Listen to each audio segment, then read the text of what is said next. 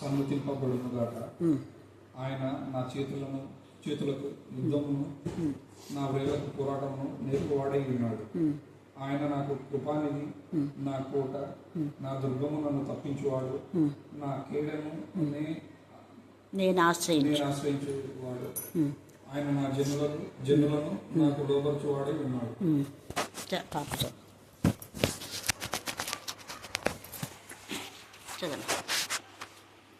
యెహోవా, నీవు నరులను లక్ష్య పెట్టుటకు వారు ఏపాటి వారు, నీవు వారిని ఎన్నిక చేయుటకు మనుషులు ఏపాటి వారు. నరులు వట్టి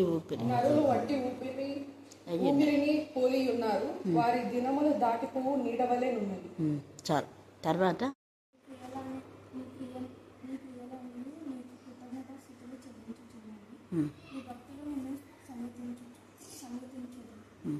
చాలు. దేవుడి వాక్య భాగం దించి ఆశ్రయించినాక ఆమెన్ ఆమెన్. నాకు ఆశ్చర్యజనకుల యెహోవా సన్నిధింపబడుగాక. ఈ మొదటి వచ్చిన యొక్క అర్థం ఏంటంటే, దావీదు రాస్తున్నాడు, దేవుని ఆశ్రయంగా చేసుకున్నందుకు దావీదు తదనంతరం సొలొమోను ద్వారా బ్లెస్సింగ్స్ వస్తాయి. సో మీ మమ్మీ బ్లెస్సింగ్స్, మీ మమ్మీ ఆధ్యాత్మికంగా ఉంది కాబట్టి నేను విధానంగా ఆశ్రయించుకున్నాను. తర్వాత ఆయన నా చేతులకు యుద్ధంను, నా వేళ్ళకు పోరాటం నేర్చుకోవాలి ఉన్నాడు అనేది చాలా ఉద్యోగస్తులందరికీ దీనికి ఇంపార్టెంట్. మనం చేసే ప్రతి పనికి చేతులకు యుద్ధంలాగా ఉంటుంది, పోరాటంలాగా ఉంటుంది. కానీ విక్టరీ దేవుని పర యుద్ధం పెట్టుకోవాలి. ఈ యొక్క ఉద్యోగ విషయంలో ఇందాక ముందు చెప్పినట్టుగా మనం ప్రారంభించడం దేవుడు ఖచ్చితంగా మన పక్షంగా సహాయం కల్పిస్తాడు. తర్వాత ఇంకోటి ఏంటంటే, ఈ చేతులు వేలు అనేది యూత్ కానివ్వండి, వృద్ధుల కానివ్వండి, కొన్నిసార్లు పనులు చేసేటప్పుడు వీక్ అయిపోతుంటారు. అదొకటి. మనం చేసే పనిలో కొన్నిసార్లు ఫెయిలియర్స్ వచ్చినప్పుడు చాలా బాగా అనిపిస్తుంది, ఇంకా కష్టపడినా కదా. కానీ అలాంటప్పుడే ఎప్పుడైతే మనం ఇది ఇంకా ఏం ఇలాగ జరిగింది అనుకున్నప్పుడు మనం దేవుని ధ్యానించాలంటే అప్పుడు కొత్త విధానంలో దేవుడు మనకు మార్గాలు ఓపెన్ చేసి మనకు కావాల్సిన శక్తిని సహాయాన్ని ఆయన కలదు. అందుకనే ఇక్కడ ఏమంటున్నాం అంటే, నా వేళ్లకు పోరాటం నేర్పువాడే విన్నాడు, ఆయన నాకు కృపానిధి. నాకు దేవుడు ఎప్పుడు కూడా మనకు కృపానిధిగా తోటగా ఉంటాడంటే, కృప అంటే మన భక్తి మన శక్తి ఏం కాదు, కానీ కృప చొప్పున ఇష్టమైన కృప చొప్పున ఉద్యోగం ఇచ్చిన దేవుడు సరైన ప్లేస్ కూడా ఇస్తారు. ఆయన కృప చొప్పున అన్నీ చేసే దేవుడు మీ జీవితాన్ని సెట్ చేయడానికి కూడా ఆయన సమర్థుడు.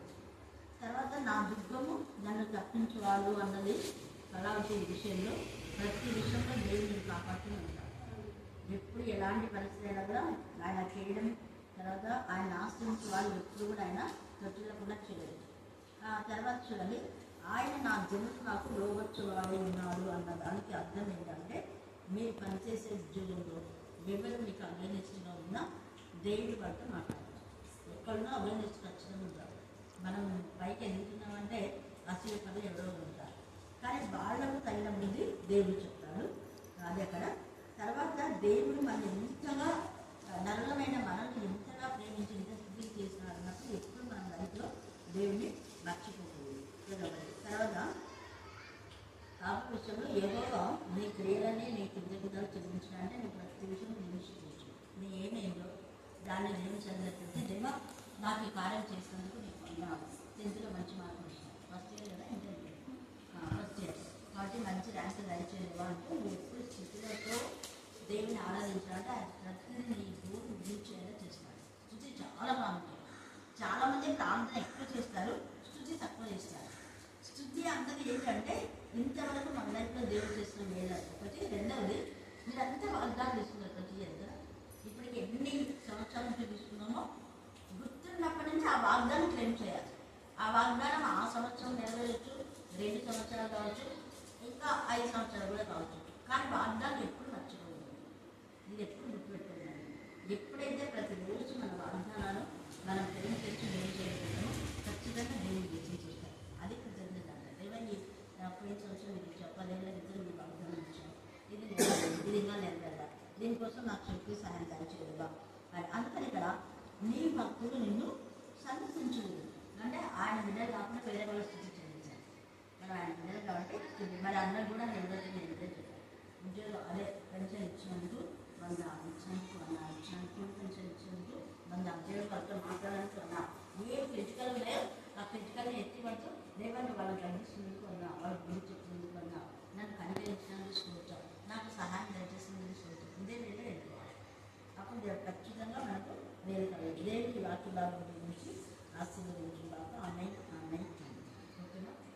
ఆఫ్ చేసి మళ్ళీ ప్రేర్ చేయాలి.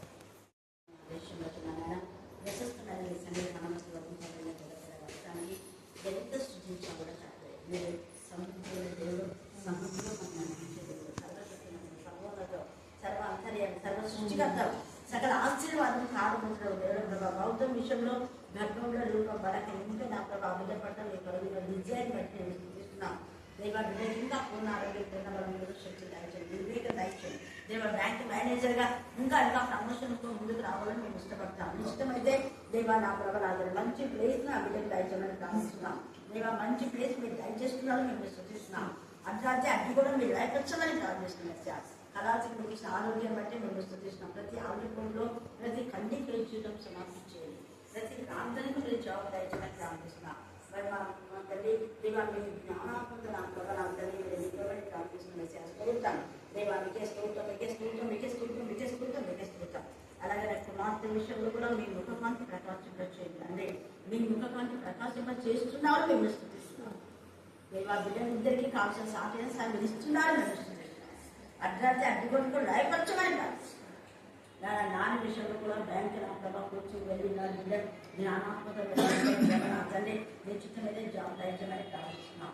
మేము ఆశను కూడా జ్ఞాపకం చేసుకోండి. అలాగే నా ప్రభావ నా తల్లి గడిచిన కాలం బట్టి నా ప్రభావ మా ప్రభావ చూసి మీ జ్ఞానాత్మక తండ్రి నిరాశ నుంచి విడిపించండి. తల్లిదండ్రులు విజయంగా ఉండాలని దయచండి.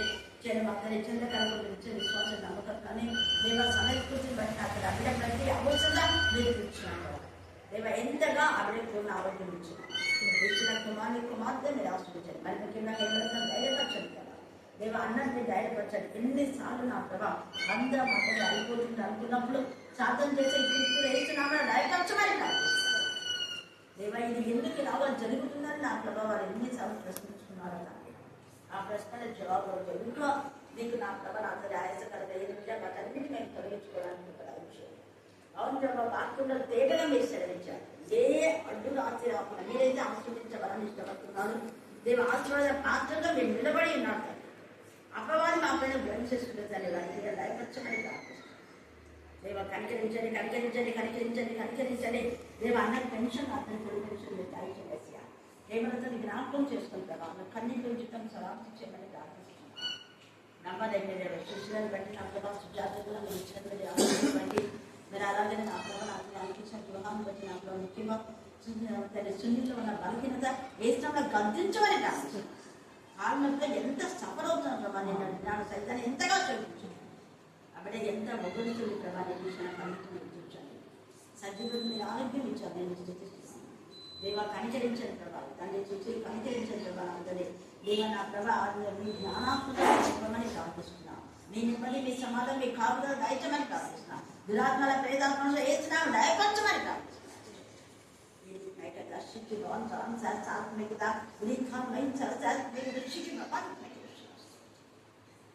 కనికరించండి. మీ కనికరంతో నింపండి, మీ కనికరంతో నింపండి, మీ కనికరంతో నింపండి. దేవ కుటుంబాలన్నీ పైన మీ ఆశీర్వాదం ఇందిరా కిషోర్ జ్ఞాపకం చేసుకుంటుంది. ఉద్యోగం డాక్టర్ మీరు సృష్టించారు. దేవాన్ని స్థుతిస్తున్నాను. మీ యొక్క కృపలో మధ్య అందరికీ ఆశ్రయించండి. దేవా మా ప్రతి ప్రాంతం మీరు విన్నందుకు మీరు స్థుతిస్తూ మమ్మల్ని మార్పును మీ చుట్టకే సమర్పిస్తున్నారు కదా. యేసు క్రీస్తు శక్తి గల నమ్మకం ప్రార్థిస్తున్నాం.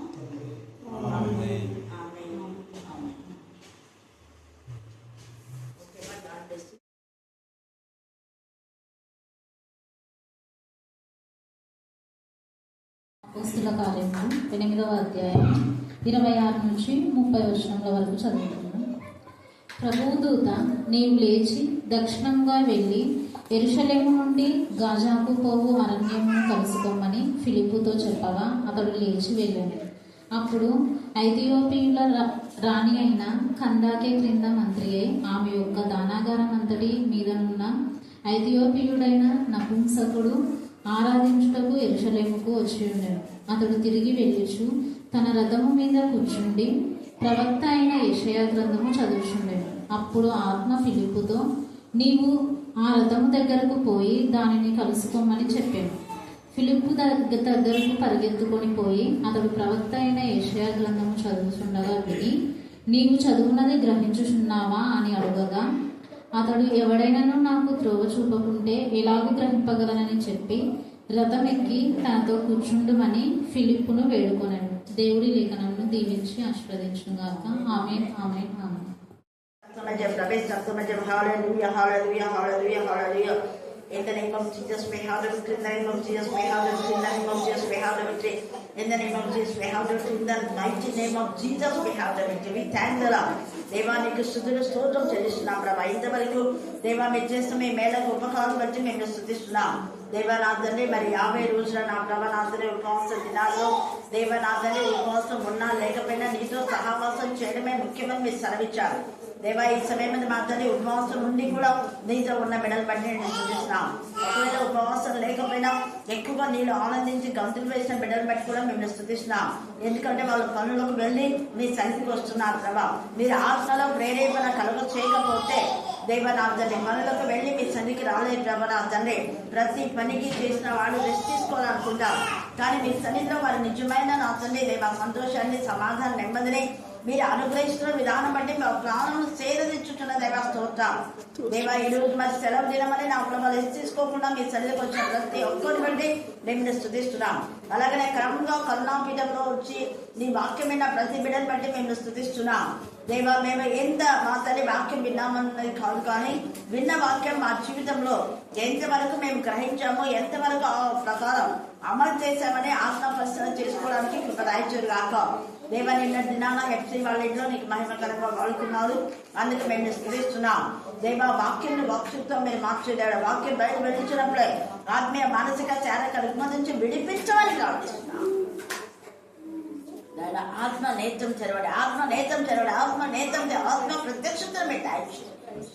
ఒక నపుంసకుడు ఎంతగా ఆరాటం కలిగిన ప్రభావ నీ వాక్యం దేవా చదువుతూ ఉండగా మాలో అలాంటి ఆసక్తి తపన దయచేయండి. ఆశ గల ప్రాణం తృప్తి మధ్య దేవుడు అని మేము స్తుతిస్తున్నాం. మార్గంలో కొంత వధింపబడిన గొర్రె పిల్ల గురించి ఇక్కడ అపోస్తుల కార్యంలో మనం నపుంసకుడు యెషయా గ్రంథం చదువుతూ ఉంటే ఆయన చదువుతున్నాడు.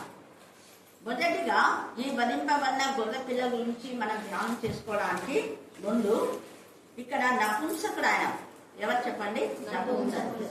నపుంసకులలో చాలా మంది దేవుని యందు భయభక్తి కలిగి ఉండాలి. లోకానుసారమైన భక్తులు ఉంటాయి కదా, దేవునికి విరోధమైన విధానంలో దేవర్లంగా కుండలు తీసుకొని ఏమేమో అన్ని గట్టి గట్టిగా చప్పట్లు కొట్టుకుంటా కదా, ఇలాగ వాళ్ళ లైఫ్ అంతా పొట్టలు కొట్టడము చప్పట్లు కొట్టడము ఇలాగ ఉండాలి. కానీ ఈ నపుంసకులు స్పెషల్గా ఉన్నారు. మనం చాలా మంది ప్రపంచంలో చూసే నపుంసకులు చాలా మంది అందరిని అంటాము, చాలా మంది కడుపులు కొట్టడము చప్పలు కొట్టడము డబ్బులు అడగడము కదా దేవుడికి విరోధమైన కార్యాల్లో వాళ్ళు చేస్తారన్నమాట. పూజలు పురస్కారాన్ని ఏమేమో చేస్తారు. దేవతకు వాళ్ళు పెళ్లి చేసుకొని ఇలాగంతా ఏమి నా చిన్నమైన పనులు చేస్తాడు. కానీ ఈ నపుంసకుడికి నిజంగా కందాకే కింద ఉన్నాడంటే అతనికి ఎవరో ఒకరు దేవుని గురించి చెప్పింటేనే ఇంత ఆసక్తితో ఇక్కడ చదువుతున్నాడు.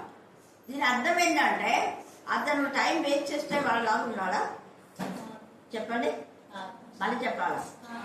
ఖజానా దాడి అంటే ఎంత బిజీగా ఎప్పుడు లెక్కలు వేసుకుంటాడు, టైం అసలు ఉండదు కదా. అలాంటిది ఈ నపుంసకుడు మళ్ళీ ఇక్కడ రాణి కింద ఉన్నటువంటి వ్యక్తి. రాణి కింద అంటే ఎంత ఉద్యోగము ఎంత బిజీ షెడ్యూల్ ఉంటుంది. అలాంటి వ్యక్తి తన యొక్క ఏం చేస్తున్నా అంటే ఎంత ఇదిగా యెరూషలేములో దేవుని ఆరాధించడానికి వెళ్ళాడు. అదే ఊరు కాదు, వేరే ఊరు. మనం ఈ ఊర్లో ఉండి ఎన్ని టైంకు రాము. అక్కడ పట్టి ఎవరు పడితే ఎవరి ఎలాగో దేవుని ఆరాధించవలసిన సమయంలోనే అక్కడ ఆరాధన జరుగుతాయి. అప్పుడే వెళ్ళాలి. వీళ్ళంతా ఉదయం 6 గంటల నుంచి ఏదో టైమింగ్స్ ఉంటాయి, వాళ్ళ టైమింగ్స్ ప్రకారమే వెళ్ళాలి. మనం ఒకవేళ 4 గంటలకు ఇక్కడ కూర్చున్నాం అనుకోండి, ఉదాహరణ మనకు వాక్యం దొరుకుతుందా? దొరుకుతుంది. చెప్పండి, 4 గంటలకు వచ్చినాము, ఇలాగ అందరం కూడి ధ్యానించుకుంటామా? ఏదైనా వస్తే 4 గంటలకు ప్రయాణం చేసి ఒక వాక్యం చదివి పంపిస్తాం. అంతేగాని గంటల తరబడి వాక్యం ధ్యానించడం కావడము చేస్తామా? చేయము. అందుకే ఆ సమయం అన్నది చాలా సద్వినియోగం చేసుకోవాలి. ఈరోజు దేవుడు నీతో నాతో అందరితో మాట్లాడుతున్నా. సమయం అనేది ఎంత ప్రీషియస్, అంత విలువైంది. ఆ సమయం విలువైందిగా మనం ఎంచినప్పుడు మన జీవితాల్లో కూడా విలువైందిగా దేవుడు చేస్తాడు. ఈ నపుంసకుడి దగ్గర కొరత ఏం లేదు, చాలా డబ్బు ఉంది. కానీ ఆయన దగ్గర ఉన్న డబ్బు కంటే కూడా గౌరవిస్తున్నారు. డబ్బు ఉంది, ఇంకా కళ్యాణం తేవాలంటే ఎంతమంది ఏ విధానంలో ఆయనను మరి అవసరతకంతా వాడుకునేవాళ్ళు కదా. అయితే ఈ నపుంసకుడు వాటన్నిటిపైన లక్ష్యం ఉంచారా? దేనిపైన లక్ష్యం ఉంచినాడు? దేవుని ఆరాధించాలని టైం చూసుకొని, చూడండి, ఇన్కమ్ ట్యాక్స్ ఆఫీసర్ అనుకోండి, టైం చూసుకొని దేవుని ఆరాధించడానికి ఎరుషలేముకు వెళ్ళాడు.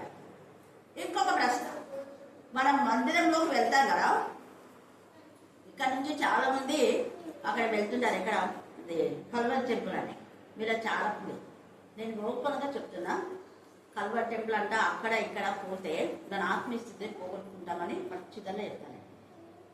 ఎందుకు అంటే చిన్నప్పటి నుంచి నువ్వు ఎక్కడ ఎదిగావో అదే దాంట్లోనే ఉండాలి. మళ్ళీ చెప్తాను, ఇప్పుడు నువ్వు 5వ తరగతి వరకు చదువుతావు, ఆ హెచ్ఎం సర్టిఫికేట్ ఇస్తే చెప్తుందా?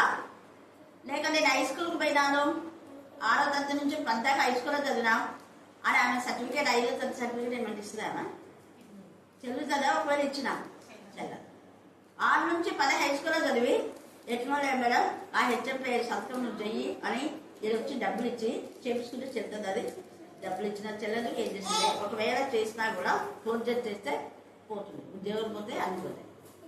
ఇవన్నీ మనం లోకంలో చూసుకుంటా కూడా మనం ఎంత అవివేకంగా అటు ఇటు వెళ్తుంటాం. తర్వాత ఎక్కడంటే ఎక్కడ మనము మన యొక్క టయాన్ని వేస్ట్ చేస్తుంటాం, మన డబ్బును కూడా వేస్ట్ చేస్తుంటాం. మనం ఎక్కడ ఆత్మీయంగా ఎదిగామో ఆ స్థితిలోనే మనం ఎదగాలి. ఈయన యెరూషలేముకి ఎప్పుడు వెళ్ళేవాడేమో, మిగతా చోట్లకు వెళ్ళలేదు. యెరూషలేముకే వెళ్ళాడు. ఆయన క్రమం మరి పాటిస్తున్నాడేమో తెలియదు మనకు. కానీ కల్వర్ టెంపుల్కు పోయిన తర్వాత ఆయన వాక్యం విన్నారు కదా. వాక్యం విని మళ్ళీ గురువుకు వస్తున్నారు. వచ్చేటప్పుడు ఎవరైనా బస్సులో వాక్యం చదువుకుంటారా? ఎవరైనా కానీ కర్నూలుకు పోయినా మనం మళ్ళీ గురువుకి వస్తున్నాం. గుత్తికి పోతారు, గుత్తి నుంచి మనం గురువుకి వస్తున్నాం. అలా వాక్యం వింటాం, ఇంకా అయిపోయా. తర్వాత మళ్ళీ ఆయన చెప్పింది కరెక్ట్ ఉన్నాయా లేదా మళ్ళీ మనం జర్నీలో చేస్తామా? ఈయన ఎంత బుద్ధి చెప్తున్నాడు. మనం మీరు ఆరాధించడానికి కదా వెళ్ళింది, ఆరాధించడానికి వెళ్ళి తిరిగి వచ్చే వరకు అదే దేవుడి గురించి ధ్యానంలో ఉండాలి అన్న జ్ఞానము మనకి దేవుడు బోధిస్తున్నాడు. ఊరికి అక్కడ ఆరాధించేసి వచ్చేసానా అన్నం కాదు. దారిలో వచ్చేటప్పుడు ఆయన లెక్కలు తీసుకోవచ్చు. మనమైతే అట్లా ఇస్తాం. పరీక్షల పిల్లలు బుక్కులు తీసుకుంటారు, మిగతా టీచర్ సెల్ ఫోన్లో అంగన్వాడీ అవి ఏమేమో చూసుకుంటున్నాం అనుకుంటుంటారు. చాలాసార్లు నాతో కొంతమంది షేర్ చేస్తున్నారు అనమాట. ఎందుకు విజయ్ కుమారి ఆమె పాస్టర్, మేమంతా ప్లాన్ చేసుకుంటూ ఉన్నాం. సెల్ అదంతా ఏందమ్మా అంటే అన్నీ ఉన్నాయి టీచర్ పంపిస్తున్నా, అద్దె ఇద్దే పోయేది ఎక్కడ బాంబేకి మనము ఆరాధన చేయడానికి వెళ్తున్నాం. అక్కడ ఏమైనా దేవుడు అడుగుతాడేమో మెసేజ్ చూసుకుంటున్నాం అనేది లేదు. మనం ఆరాధించడానికి వెళ్తున్నాం, కానీ కేవలం అక్కడ మాత్రం ఆరాధించి రావడం కాదు.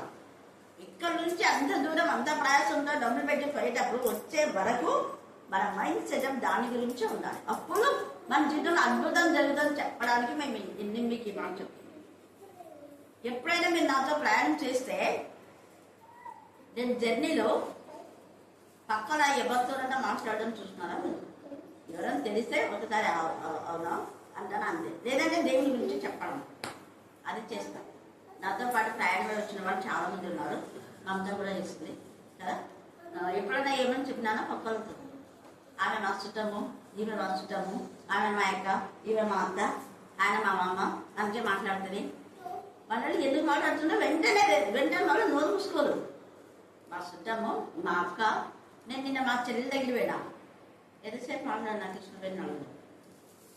కృష్ణవేణి చెప్పు, కొంతసేపు అంటే ఎంత ఉంటుంది? ఒక 10-15 నిమిషాల కంటే లేవు. అది కూడా మనం ప్రార్థన చేసి జస్ట్ మాట్లాడినా అందరు అన్నా కూడా పట్టించుకోవట్లేదు. ఈరోజు ఉండిపో అంటే మీకెంత మీ టైం విలువనో నాకు కూడా అంతే. మీరు ఉన్నారు కదా, ఒక్క రోజున ఉన్నారు అక్కడ, నేను ఇట్లానే మాట్లాడతాను. ఎవరైనా ఒకటే మాట్లాడు. మీరు ఉండండి, నేను డైరెక్ట్ ఉండి నేనేం చేస్తాను అక్కడ భోజనం కోసం ఉన్నాను. భోజనం ఆడ చేసి పెట్టినా ఇంకా ఉండి మీకే తెస్తాను అనేది. హల్లెలూయా, హల్లెలూయా.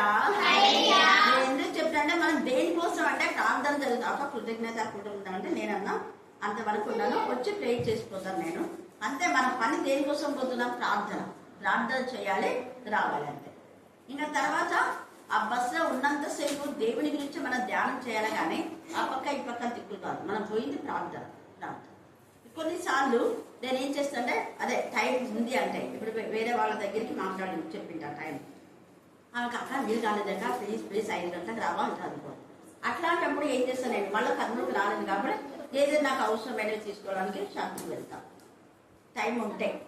అంటే నేను ఏం చెప్తున్నా, టైం మనం ఎప్పుడు ఏం చేసుకోవాలో సద్వినియోగం. అంతేగాని ఆమె ఇంకా రాలేదు అని మళ్ళీ బస్సు ఎక్కి మళ్ళీ రావడం కాదు. లేకపోతే అది వేరే కదా. హల్లెలూయా హల్లెలూయా. అంతేగాని మళ్ళీ వేరే వాళ్ళకి ఫోన్ చేసి మీ ఇంటికి వస్తాను చూడట్టు చెప్పను నేను. వాళ్ళు రమ్మంటేనే పోతాం, ఎవరైనా రమ్మంటేనే వేరే ఇంట్లోకి పోతాం. ఇవి ఇప్పుడు 5 గంటలకు ఈమెకు పాపం పర్మిషన్ దొరకకుందంట, కాబట్టి ఇప్పుడు నేను వేరే ఇంటికి వెళ్దాంలే అనుకోండి. వాళ్ళు ఒకవేళ నాకు రమ్మని చెప్పింటే గుర్తుండి ఆ పోయినసారి రాలేదే ఇప్పుడు పోదాం కదా అని చెప్తాను. అలాగా 5-6 ఇంట్లు దర్శించడం కూడా జరిగింది. ఈ నపుంసకుల గురించి ఎంత మెసేజ్ దేవుడు మనతో మాట్లాడుతున్నాం. ఇంత ఇదిగా ఆయన ఎన్ని లెక్కలు వేసుకోవచ్చు, ఎన్ని గణాంకాలు. కానీ యెరూషలేముకు పోయాడు, యెరూషలేములో దేవుని ఆరాధించినాడు.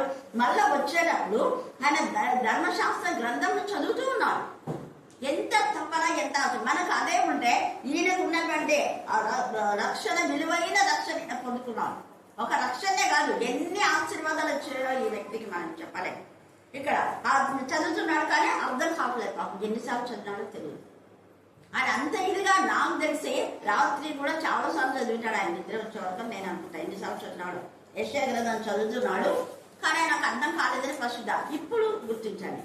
ఎప్పుడైతే ఈయన దారిలో ఆ దేవుని యెరూషలేమునకు దేవుని ఆరాధించడానికి వెళ్ళినాడు, అప్పుడే తండ్రి అయిన దేవుడు కూడా ఏం చేస్తుంది, నీవు లేచి దక్షిణంగా వెళ్ళి యెరూషలేము నుండి గాజాకు పోవు, అరణ్య మార్గంలో కలుసుకోమని ఫిలిప్తో చెప్పగా అతడు లేచి వెళ్ళాను. ఇంకొక వ్యక్తితో పరిశుద్ధాత్మ దేవుడు మాట్లాడుతున్నాడు. ఎంత అద్భుతం! అక్కడ ఈ వ్యక్తి గురించి ఇతనికి తెలీదు. ఈ యొక్క నపుంసకుడి గురించి ఫిలిప్కి తెలియదు, ఫిలిప్ గురించి నపుంసకుడికి తెలియదు. తెలిసిన వాళ్ళకైతే ఫలానా వాళ్ళు ఉన్నారని మనం పోతాం. ఎవరికి ఇద్దరికి తెలియదు. తెలియనటువంటి వాళ్ళతో పరిశుద్ధాత్ముడు ఏం చేస్తున్నాడో సంభాషణ కలిగేలా చేస్తున్నాడు.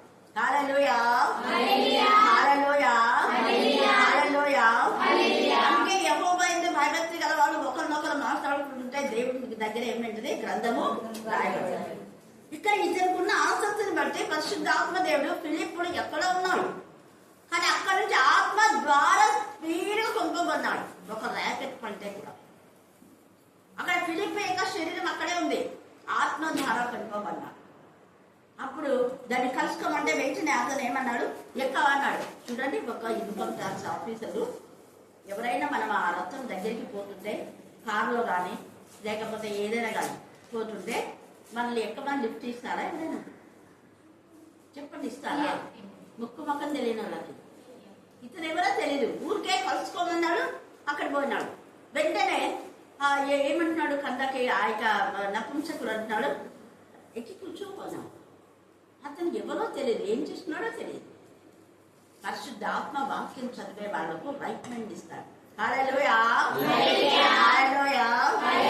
అంటే ఇతరులకు సహాయం చేయాలన్న నేచరు వాక్యము బాగా ధ్యానించి చదివే వాళ్ళకు మాత్రమే ఉంటది, అందరికి ఉండదు ఈ నేచర్.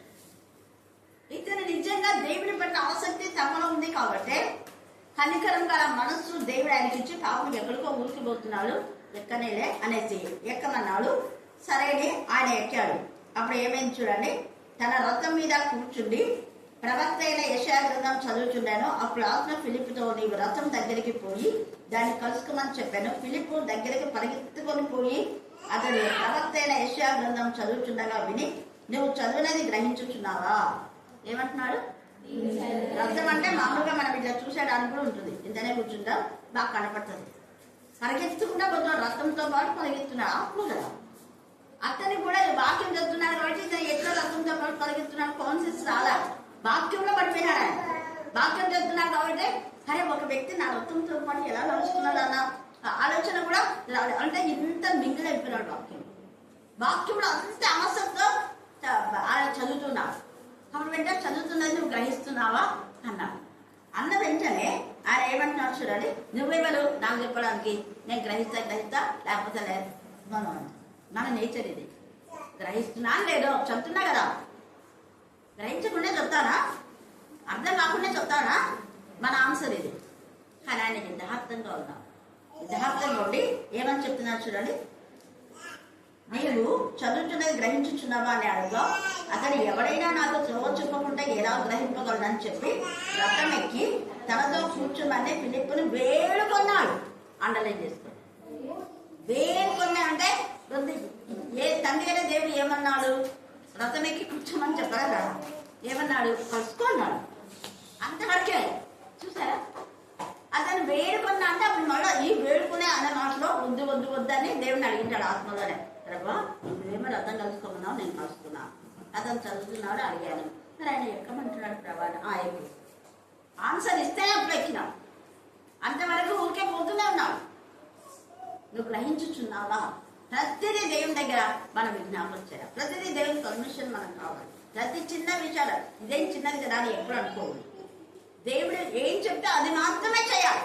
కలుసుకోమన్నాడు, కూర్చోమని చెప్పాలా దేవుడు. మళ్ళీ దేవుని దగ్గర పర్మిషన్, దేవ కలుసుకున్నా, అతను కూర్చోమంటాడు. అంటే వేడుకొని అంటే అంతవరకు వద్దు వద్దు వద్దు అని అంటున్నాడు. అందుకే బతిమాలుతున్నాడు కూర్చోని.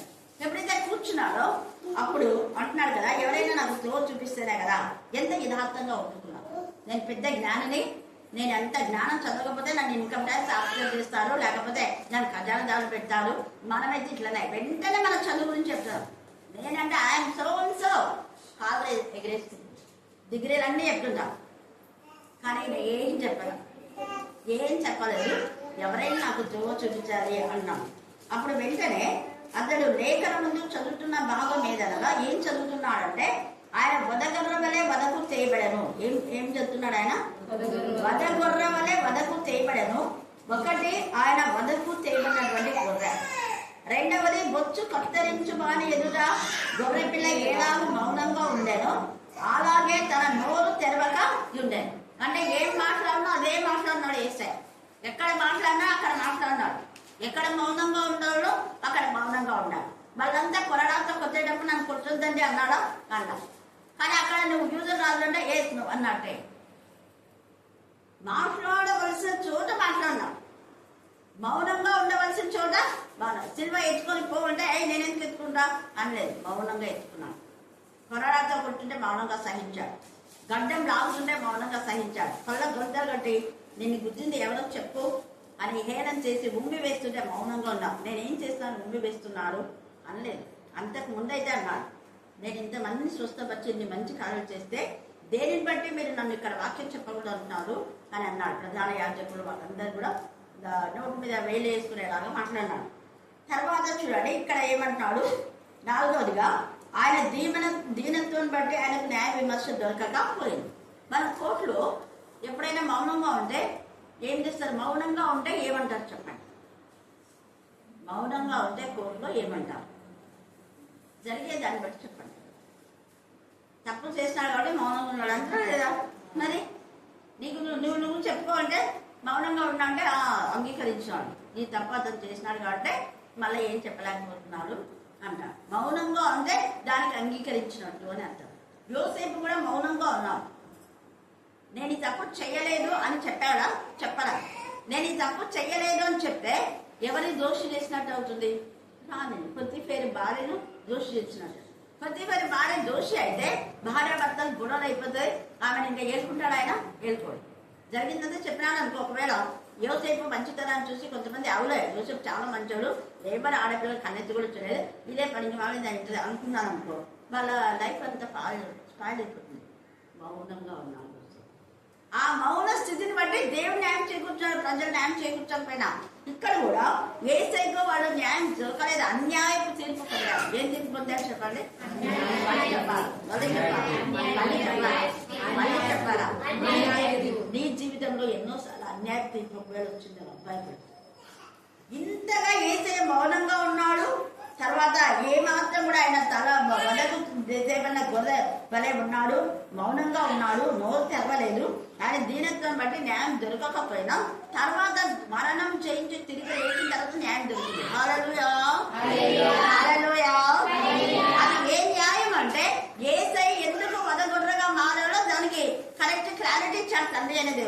మరణంను మృంగివేయడం కోసమే తన ప్రియ కుమారుని వధగొర్రెగా మార్చాడు. మరణంను చంపివేయడం కోసమే.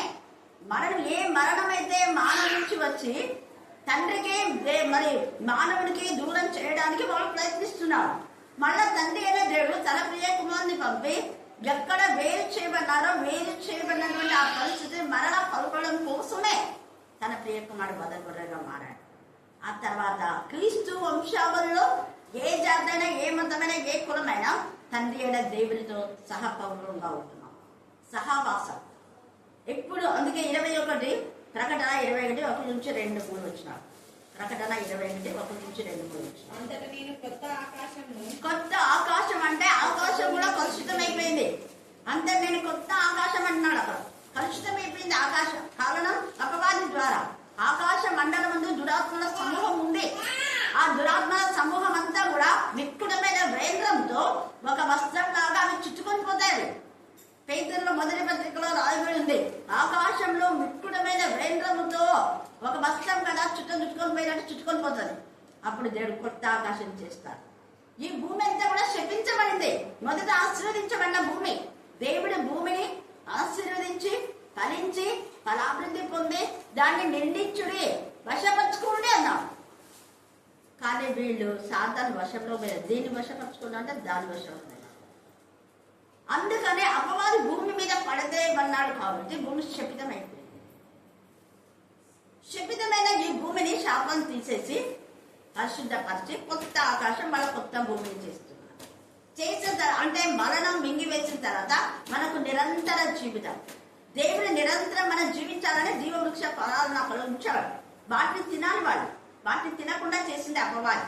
కానీ తండ్రి అనే దేవుడు ఊరుకోలేదు. వెంటనే నిరంతరం ఆయన కోసం జీవించడం కోసం వాటిని శుద్ధి చేసి కొత్త ఆకాశం కొత్త భూమిని చేసి అందులో ఎప్పుడు మీరు ఇంకా చదువుకోండి, తండ్రితో మనం ఎప్పుడు ఉండడం. అక్కడ ఆకలి ఉండదు, అక్కడ దాహం ఉండదు, అక్కడ కన్నీరు ఉండదు కదా. ఎల్లప్పుడూ తండ్రిలో మనం ఆనందించే జీవితం. కొత్త ఆకాశం కొత్త భూమి. 22 1 నుంచి 3 దాకా అక్కడ శాపం లేదు. అక్కడ దీపం అవసరం లేదు. గొర్రెపిల్లయే దానికి దీపం. వాళ్ళకి ఏం అవసరం లేదు. పలాంటి కావాలని అన్నారు. అన్ని సమృద్ధిగా ఉంటాయి అక్కడ. అందుకనే అపవిత్రంగా ఉండేవాడిని ఇంకా చెప్పొద్దు. చెప్పినా వాళ్ళు బుద్ధిహీనులుగా మళ్ళీ నీ పైన ఏదో ఒకటి చేస్తారు. ఇక్కడ ఈ నపుంసకుడు ఎంత విధేయతగా విన్నాం. ఆ వాక్యం యొక్క అర్థం చెప్పాడు. ఆయన యేసయ్యనే నీ కోసం నా కోసమే. ఎక్కడ మరణం వచ్చిందో ఆ మరణాన్ని చంపివేయడానికి మనం యాదృచ్ఛికంగా మరణిస్తాం. ఒక్కసారే మనకు మరణం, కానీ ఆత్మలో 2 సార్లు జన్మ. నువ్వు తల్లి గర్భంలో జన్మించావు, మరలా నువ్వు నీటి మూలంగా జన్మించాలి, ఆత్మ మూలంగా జన్మించాలి. చూసారా? నీటి మూలంగా చెప్పాలా? నీటి మూలంగా ఆత్మ మూలంగా జన్మించితేనే తప్ప పరలోక రాజ్యంలో ప్రవేశించనేరదని నీతో నిశ్చయంగా చెప్పుచున్నాను అన్నాడు. ఆత్మ సంబంధమైన విషయాల్లో నీటి మూలంగా జన్మించాలి, ఆత్మ మూలంగా, మళ్ళీ తల్లి గర్భంలో అంటే 3 ఉంటాయి జన్మలు. అదే అపవాది అనుచరులకైతే వాళ్ళు ఇప్పుడు మరణిస్తారు, మళ్ళీ నిరంతర మరణం. చూడండి, మేలుకుంటారు వాళ్ళు, కానీ నిరంతర యాతన పడ్డం కోసం. అందుకని ఈ వధింపబడిన గొర్రె పిల్ల మన కోసమై ఆయన వధగొర్రెగా మారింది. ఎందుకంటే లేవియా కాండంలో పాత నిబంధన లేఖనం నెరవేర్చడం కోసమే. ఇప్పుడు ఇక్కడ లేఖనం నెరవేర్పు అంటే యెషయాలో ప్రవచించిన ప్రవచనము ఇప్పుడు మన మధ్య నెరవేర్చబడింది. అక్కడ ముందే యెషయా ప్రవచించినాడు. యేసే చేసిన ప్రతిదీ యాదృచ్ఛికంగా చేసినట్టు కాదు. అది ముందే జగత్తు పునాది వేయబడక ముందే దేవుని యొక్క ప్రణాళిక. అందుకే లేఖనం నెరవేరినట్లు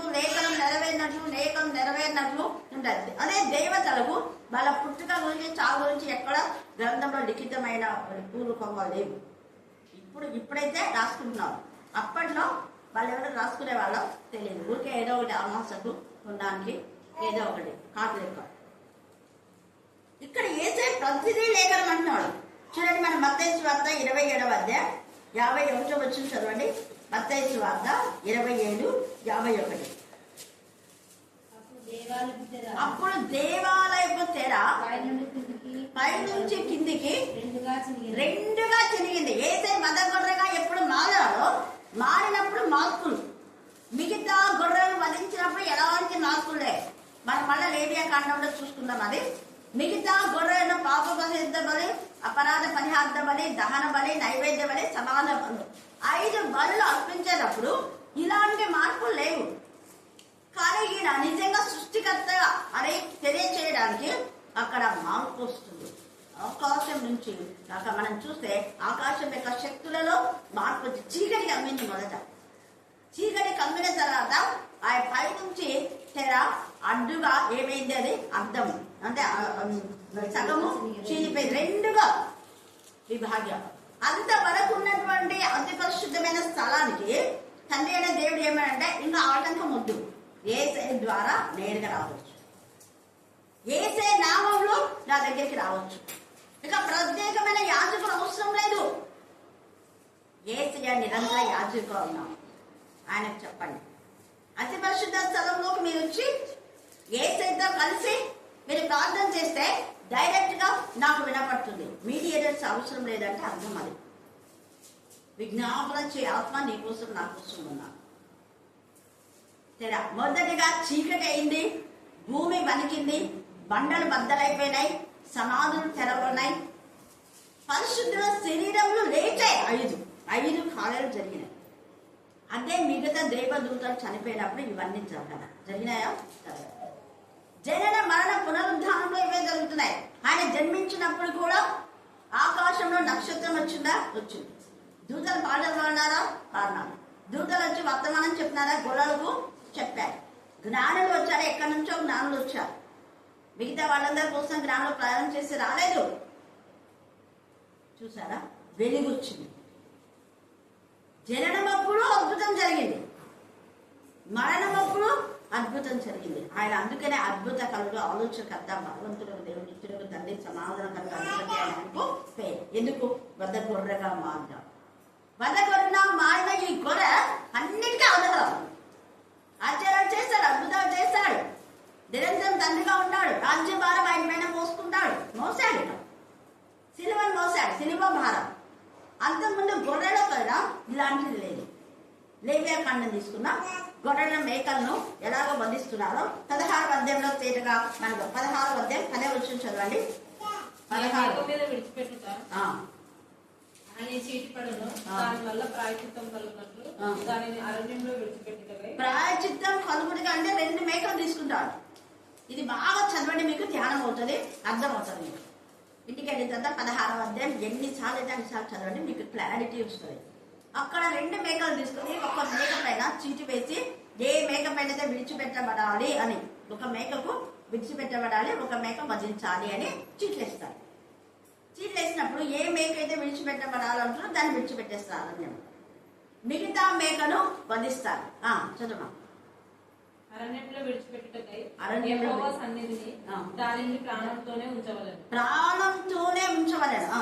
అప్పుడు అహరోను పాప పరిహారార్థ బలియగు ఆ గొర్రెను తీసుకొని వచ్చి, పాప పరిహారార్థ బలియగు ఆ గొర్రెను తీసుకుని వచ్చి, తన నిమిత్తము చూడండి, ఎవరైనా తన నిమిత్తము, తన ఇంటి వారి నిమిత్తము ప్రాయచిత్తం చేసుకోవాలి. ముందర తన కోసమే ప్రాయచిత్తం. దీని అర్థం ఏంటంటే యాజకుడు మొదట పాప పరిహార్థం చేసుకొని వాక్యం చెప్పాలి. ముందు శుద్ధి చేయబడాలి. మనకు మేమే శుద్ధి లేకుండా, మనమే శుద్ధి చేయబడకుండా, మనకు శుద్ధి లేకుండా వేరే వాళ్ళకు పరిశుద్ధపరచుకోండి అని చెప్పడం కాదు. తనకు తన ఇంటి, ఎందుకంటే ఈయన పాపం వల్ల వాళ్ళ ఇంటి వాళ్ళకి వస్తుంది. తల్లిదండ్రుల పాపం పిల్లల మీదకి వస్తుంది కదా, అలా. ఇంకా చదువు. తర్వాత అతడు తన కొరకు తాను అర్పించు, తన కొరకు తాను అర్పించు పాప పరిహారార్థ బలియగు కోడెను వధించి యెహోవా సన్నిధినున్న ధూపపీఠం మీద నుంచి ధూపార్తి నిప్పులను తన పిడికెళ్లతో పరిమళ ధూప చూర్ణము, పరిమళ ధూపం అంటే సేమ్ ఇదే ప్రకటన రాశారు. మన ప్రార్థన ధూపం ఇక్కడ, ఇది ప్రార్థనకు సంబంధించిందే. ఇక్కడ దేవా వీళ్ళు ఇలా పాపం చేశారు, అదంతా చదివితే వాళ్ళ పాపాలన్నీ అక్కడ ఒప్పుకోవాలని. నేను నీకు విరోధంగా ఇచ్చేసా, మా ఇంట్లో వాళ్ళు ఇలా చేశా, ప్రజలు ఇలా చేశా, అన్ని ఒప్పుకోవాలి. అక్కడ ఒప్పుకొని అప్పుడు దాన్ని వధించాలి. అప్పుడే పాపానికి ప్రాయశ్చిత్తం అవుతుంది. వధించినటువంటి ఆ రక్తాన్ని ఏం చేయలేదు, కరుణాపీఠం పైన తూర్పు వైపున పోయాలి. అతడు ఆ గోడ రక్తంలో కొంచెం తీసుకొని తీసుకొని ఆ. తూర్పు ప్రక్కను మళ్ళీ అండర్లైన్ చేసుకొని వెరీ ఇంపార్టెంట్ అని పెట్టుకోండి. తూర్పు వైపు దేవుడు కరుణాపీఠం ప్రభా ఎక్కడ కట్టాలి? నువ్వేమో కరుణాపీఠం కట్టనున్నావు, పైన కట్టాలన్నా ఎక్కడ కట్టాలనుకున్నావు?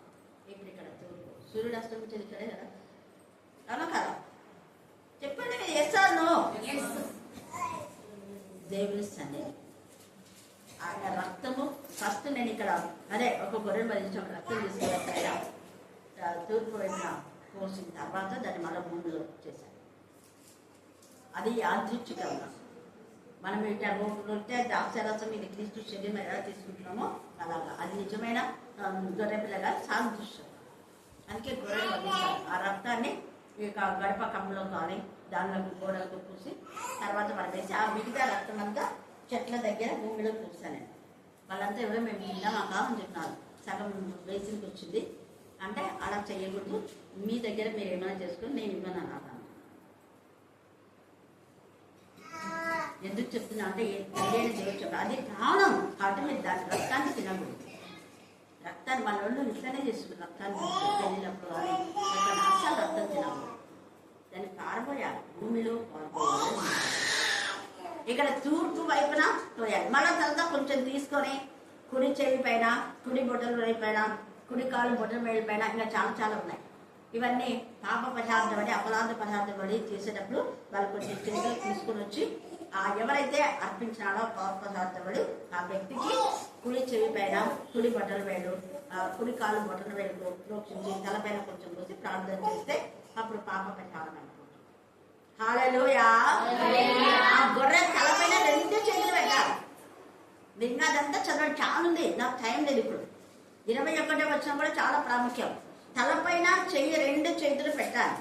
యేసయ్య 24వ అధ్యాయం లూకా 24లో వాళ్ళ చేతులు ఎత్తి వాళ్ళని ఆశీర్వదించి పరిశుద్ధాత్మతో శక్తితో నింపబడే చేశారు. మీరు అంతా చదువుకోండి.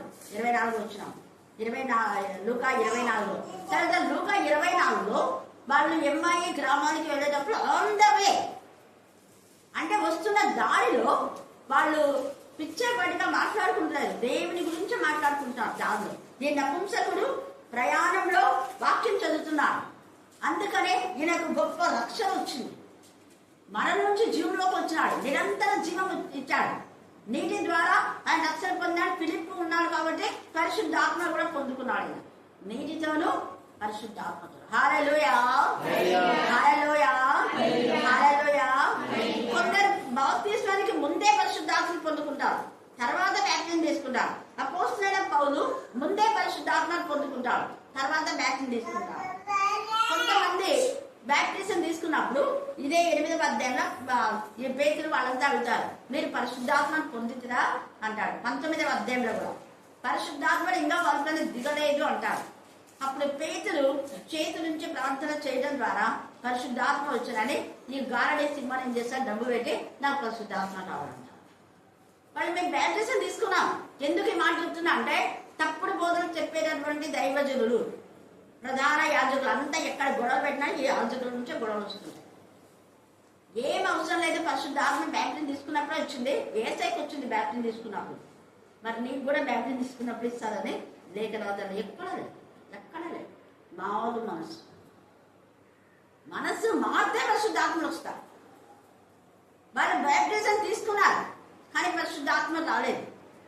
అప్పుడు పేతులు వీళ్ళు వాళ్ళ పైన చేతులు ఉంచితే అప్పుడు పరిశుద్ధాత్మ అను వరం వాళ్ళు పొందుకుంటే అని లేఖనాలు తేటగా ఉంటారు. పౌలు కూడా చాలా మంది పైన చేతులు ఉంచినప్పుడు పరిశుద్ధాత్మ పొందుకునేది అని చూస్తాం. 19వ అధ్యాయంలో మరి మీరు దేని బట్టి బ్యాప్టిజం తీసుకున్నారు అంటారు. అప్పుడు పరిశుద్ధాత్మ అన్న సంగతే మేము వెళ్ళలేదు, యోహాను బ్యాప్టిజం తీసుకున్నామంటారు. అప్పుడు మళ్ళా యేసునామములో బ్యాప్టిజం ఇస్తారు. దీన్ని బట్టి కొంతమంది ఏం చేస్తారంటే 2 బాప్టిజాలు ఇవ్వచ్చు కదా అని చిలకరింప బాప్టిజం తీసుకున్నామని మళ్ళీ బ్యాప్టిజం, కానీ తప్పదు. హృదయం మార్చుకోవాలి. హృదయం మారింది కదా. బ్యాప్టిజం అనేది it is one of the sign. తాళి కడతాడు భర్త భార్యకు, తాళి కట్టనంత మాత్రాన వాళ్ళిద్దరూ ఏకాత్మ ఏక మనసు ఏకమం ఉన్నది అన్నట్టు కాదు, అవును కదా. ఈడ ఎడమొకం ఆడ పెడమొకం. తాళి అన్నది ఏంటి, ఇంకొక లైసెన్స్ ఏమి భార్య అనడానికి అంతే. బ్యాప్టిజం అనేది ఇతని క్రీస్తుకు చెందినవాడు అంతే. కానీ క్రీస్తుతో సహవాసం చేయాలంటే నీ హృదయం మార్చవాలి. నీ హృదయం వేసే విధంగా కలిసిపోవాలి. మొదటి శామ్యూయల్లో 18వ అధ్యాయంలో దావీదుతో యోనాతాను హృదయం కలిసినందుకు అక్కడ ఏం జరిగింది అంటే వాళ్ళు ఎప్పుడు కలిసినా దేవుని గురించి మాట్లాడుకునేవారు. తద్వారా ఇక్కడ యోనాతాను చనిపోయిన తన కుమారుడు సజీవంగా ఉన్నాడు మెఫీబోషెత్. మిగతా వాళ్ళందరూ చంపబడ్డారు. వాళ్ళ పాపం వాళ్ళను పెట్టుకుంది. కింగ్ సౌల్ పాపానికి వాళ్ళందరూ చంపబడ్డారు, కానీ మెఫీబోషెత్ చావదు. హల్లెలూయా హల్లెలూయా. బెన్యామీను గోత్రం మెఫీబోషెత్ ద్వారా దేవుడు మరలా శేషాన్ని ఉంచుకొని ఆశీర్వదించారు. కారణం ఒక్కటే, వాళ్ళు ఎక్కడున్నా దేవుని గురించి మాట్లాడుతున్నారు. ఇక్కడ ఈ ఎంఐ గ్రామానికి వెళ్ళినటువంటి ఆ వ్యక్తులు యేసుప్రభు శిష్యులు ముందు వచ్చినా బాగా కనపడలేదు. కానీ ఎంఐ గ్రామానికి వెళ్తున్న వాళ్ళు దేవుని గురించి మాట్లాడుకుంటూ వెళ్తున్నారు. వాళ్ళు ఆల్రెడీ వెళ్ళారు, చూశారు, అక్కడ యేసయ్య లేడని తెలిసిన తర్వాత కాంగా వాళ్ళు రావచ్చు. కానీ దారిలో అంతా వాళ్ళ ఊరికి వచ్చే వరకు యేసయ్య గురించే మాట్లాడుతున్నారు. యేసయ్యకి తెలిసిపోయింది, వీళ్ళ ఆత్మ యేసయ్యతో కనెక్ట్ అయిపోయింది. వీళ్ళు ధ్యానించేది, వీళ్ళ ఆరాధన, వీళ్ళ బాధ రోదన మృత్యుంజడే తిరిగిన యేసయ్యకి తెలిసిపోయింది. అందుకే యేసయ్య అదే పనిగా యోహాను పేతురును కలుసుకోవడానికి వెళ్ళలేదు, ముందు వీళ్ళ దగ్గరికి వచ్చాడు. ఆరాధనతో ఉన్న మగ్దలేని దగ్గరికి వచ్చాడు. యేసయ్య లేండే ఇంకా నా పడికి నేను పోదాంలేని అని అనుకోలే. కనపడే వరకు వెళ్ళాను. ఒక తపన, ఒక తృష్ణ ఈ నపుంసకు, ఒక తపన, ఒక తృష్ణ ఎంఐ గ్రామస్తులకు ఉంది, ఒక తపన, ఒక తృష్ణ మగ్దలేని మరేకు ఉంది. పేతురు యోహాను వచ్చారు, వెళ్ళిపోయారు, అంతే. ఇంకా ఏం జరిగితే ఇప్పుడు మాకు ఎందుకు రాదు. మనం కూడా అలా ఉన్నాను. యోహాను పేతురులాగా ఉన్నామా, లేక నపుంసకుడులాగా ఉన్నామా, కందకే కింద ఉన్నటువంటి ఖజానా దానిలాగా, లేక ఎంఐ గ్రామంలో వెళ్ళే వాళ్ళలాగా ఉన్నారు. దానిలోనే వెళ్తున్నారు, దానిలో ముచ్చటి వెళ్ళలేదు. దేవుని గురించి మాట్లాడుతున్నారు. అందుకనే మీరు ఎవరి గురించి మాట్లాడుతున్నావు అంటే అయ్యా నీకు తెలీదా, ఏ గురించి మాట్లాడుతున్నా. ఆయన మరణం చేసి తిరిగి లేచాడు, ఆయన పునరుద్ధరణ అయినారు. మరి పునరుద్ధరణ అయిన ఆయన మాకు కూడా కనబడుతున్నాను, ఆశతో వెళ్ళాము, కానీ మధ్యలో మరొక సీమలకు వాళ్ళ కనపడుతా అంట, మాకు కనపడలేదు అని కొంచెం బాధతో మాట్లాడారు.